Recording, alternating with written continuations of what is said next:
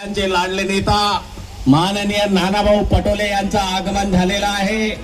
सरकारच्या निष्ठुर व शेतकरी विरोधी धोरणाची खंत व्यक्त करत अखेर 8 तासानंतर नाना पटोले यांनी जलसमाधी आंदोलन घेतले मागे।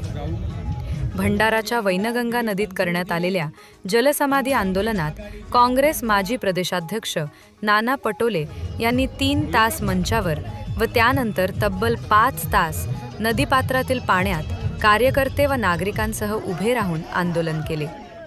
मात्र प्रशासनाने कुठल्याही प्रकारची ठोस भूमिका घेतली नाही।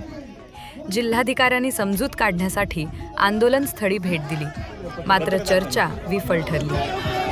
अखेर सायंकाळी 8 वाजता दरम्यान आंदोलन मागे घेण्यात आलं असून प्रशासनाचे अधिकारी आंदोलनस्थळी उपस्थित होते। जिल्हाधिकाऱ्यांनीही समजूत काढण्याचा पुरेपूर प्रयत्न केला, यासाठी त्यांचे आभार नाना पटोले यांनी मानले। मात्र या सरकारचा निष्ठुरपणा आणि शेतकरी विरोधी धोरण दिसून आल्याची खंत त्यांनी व्यक्त केली व आंदोलन मागे घेतले।